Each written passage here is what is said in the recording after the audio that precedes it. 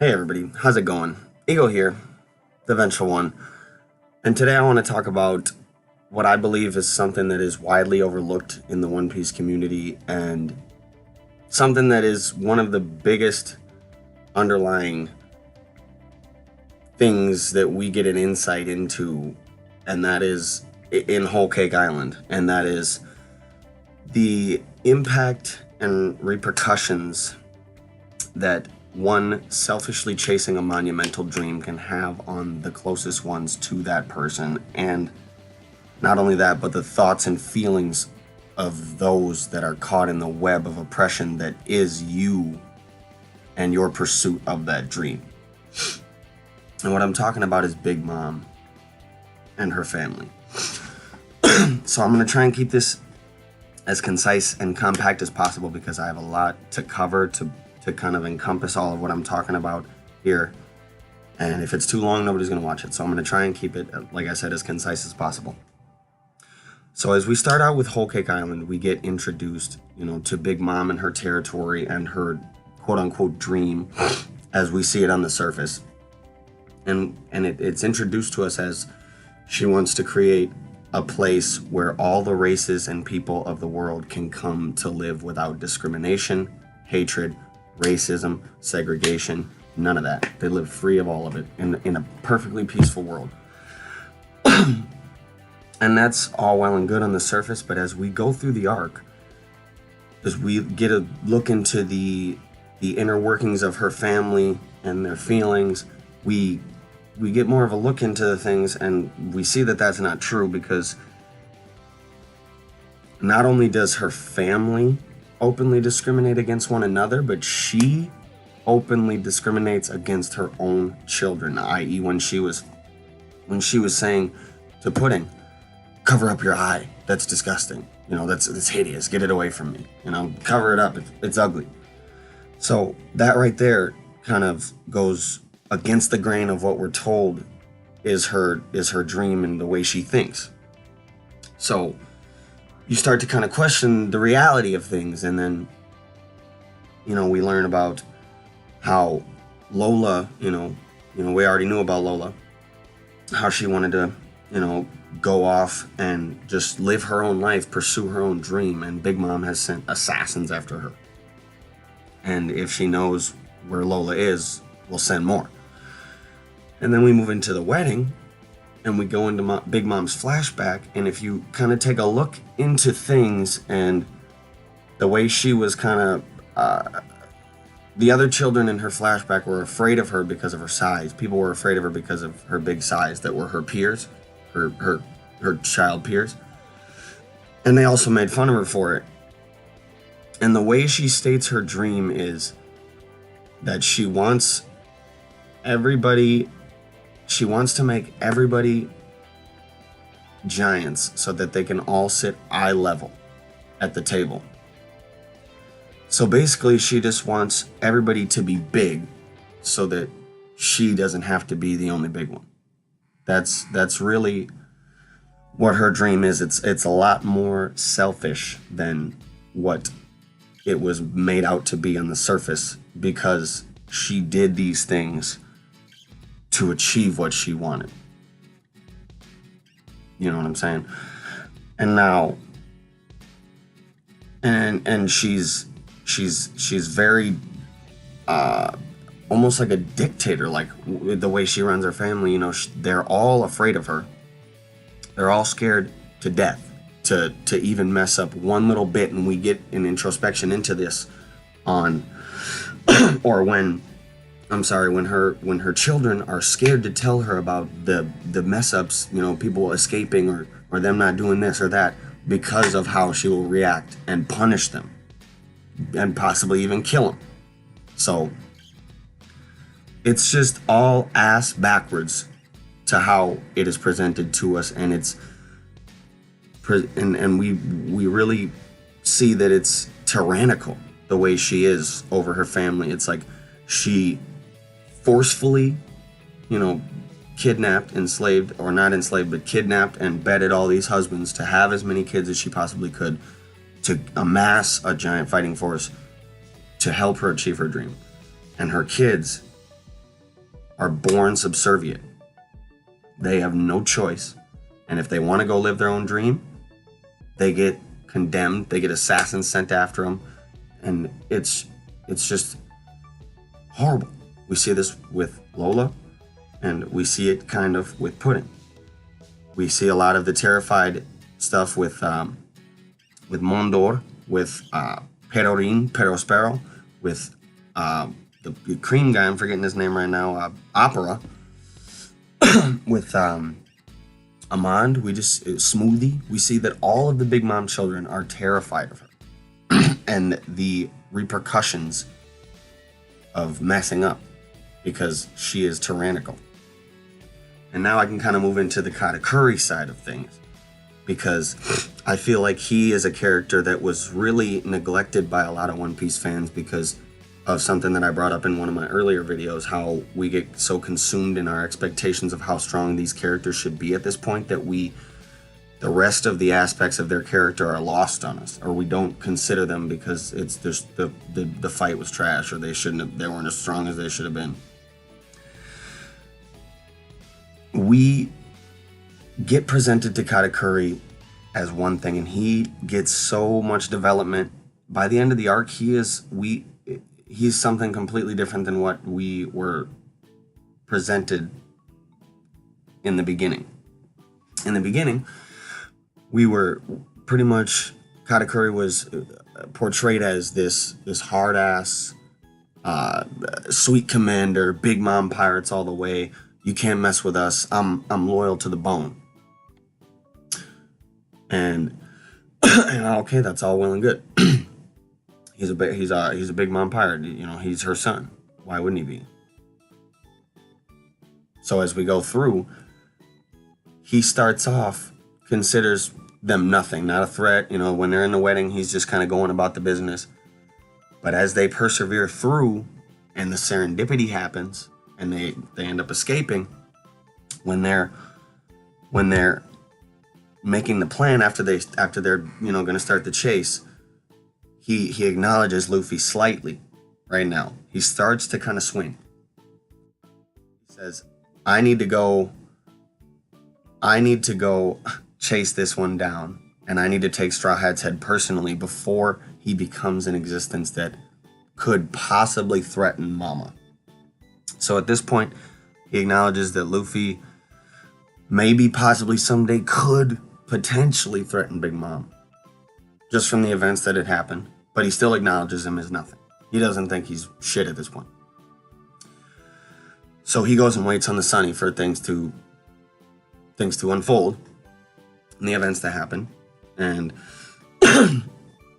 Luffy and them make it to the ship. Luffy has his little clash with Katakuri. They're on the ship, and he has the dialogue. He says, what are you going to do? If you can't get me off the ship, you're not going anywhere. And you're not getting me off the ship. You're weak. And then he lets Luffy grab him and bring him into the mirror world, because we know that he could have mochified himself and prevented Luffy from grabbing him with the Gear Third thing, even though he had Haki on, because he's moved himself out of the way of Haki punches before. So he lets Luffy grab him. He's interested in Luffy's plan to 1v1 him in the mirror world.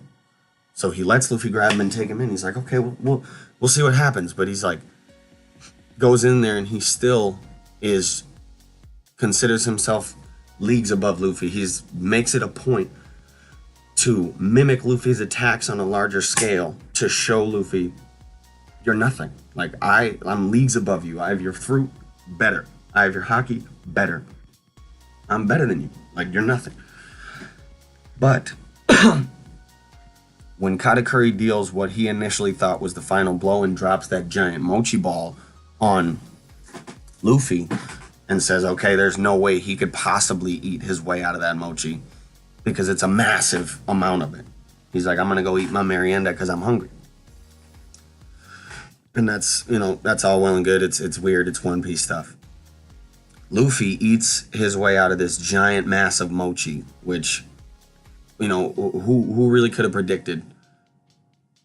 I mean, I guess you could say Katakuri could have looked into the future, but then you could also argue that Katakuri couldn't see far enough into the future with his observation hockey sight to see when Luffy came out of the mochi ball. So there's that.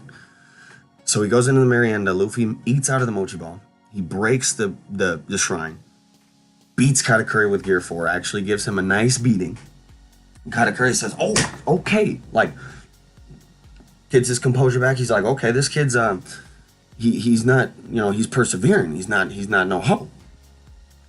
This is when he starts to take Luffy a little more seriously. But he still is not really at the point where he's acknowledged him yet. He pulls out the trident and he starts hitting him with the drills, trying to pound him with the mochis, and hitting him with all kinds of just stuff. And up to this point, he's still been, walloping Luffy pretty good. Luffy gets shots in here and there, and like I said, he walloped on him with the Gear 4 a little bit, but Katakuri's still been dominating the fight for the most part. But he's starting to think like, okay, this kid is something. And this is after he comes back from the, little break in their fight, obviously, and makes it a point to, like, say, I'm going to surpass his hockey. So he's using his observation hockey at this point, and he's actually dodging the spear. And Katakuri makes it a point to say this. He's like, I'm getting stressed out because nobody has ever dodged my attacks this much.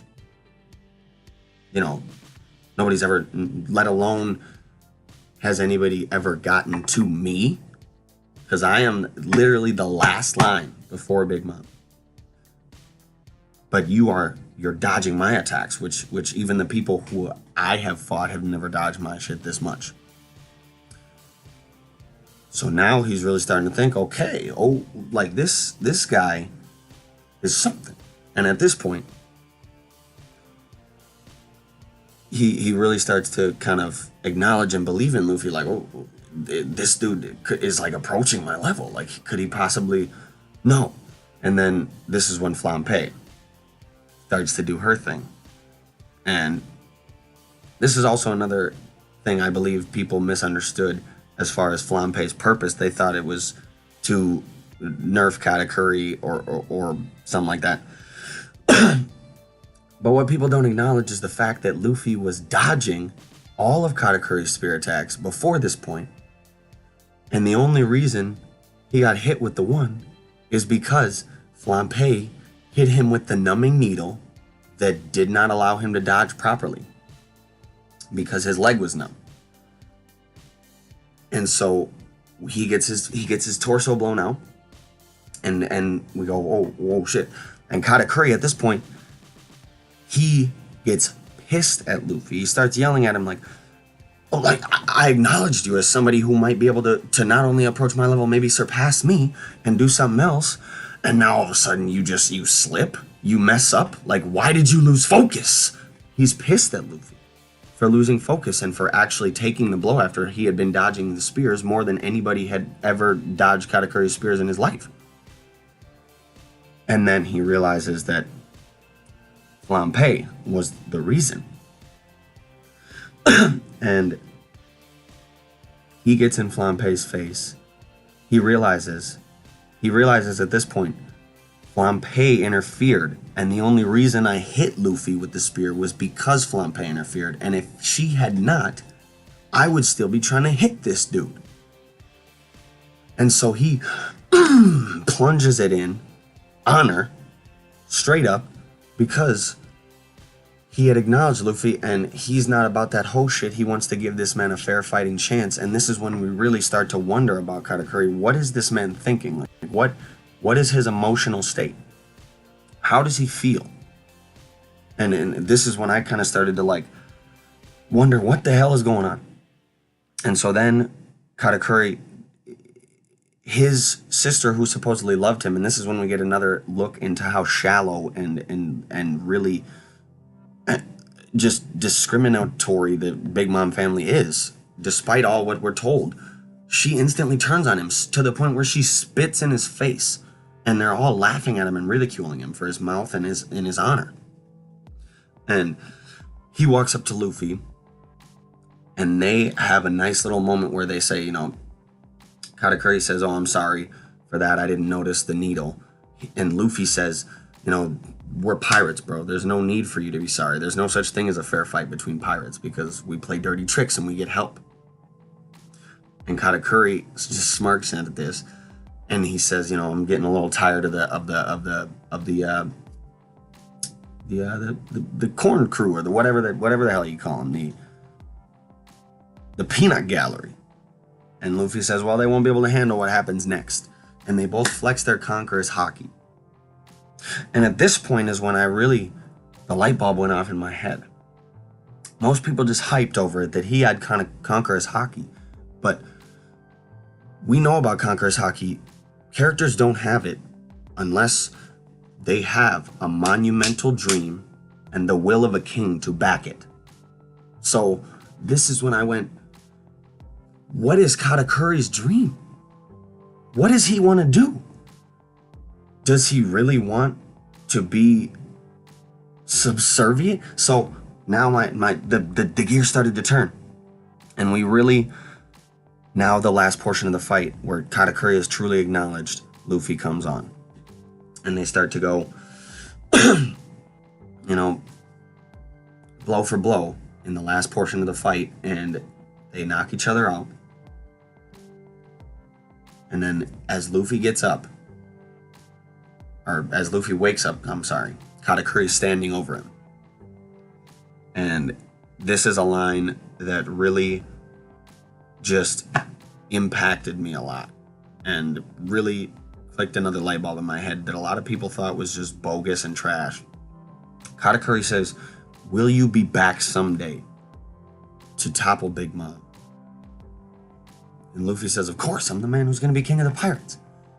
And Katakuri just kind of says, you are seeing pretty far into the future after all. And he just kind of lets out a sigh of relief and just falls and just lets go.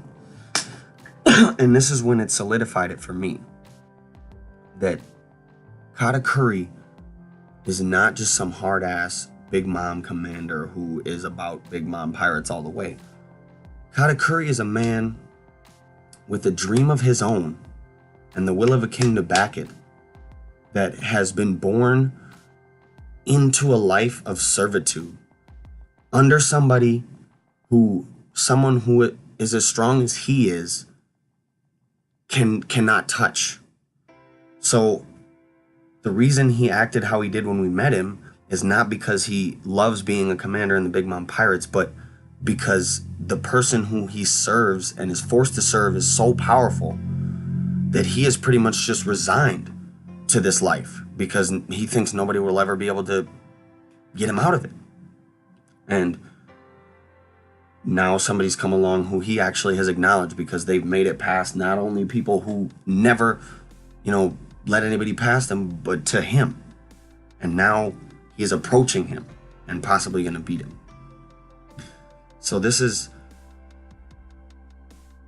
to me was just so monumental because it gives such depth and just relatability to Katakuri as a character, as opposed to him just being some hard ass. And I know people don't like that or whatever, but even if you don't like it, you at least have to acknowledge it because it is what makes the series great after all. This is, like I said in one of my previous videos, why power scaling and stuff can ruin One Piece, because it's not really about the fights at the end of the day in One Piece. It's about the subtleties behind the fights and the emotional impact of the fights and that in general.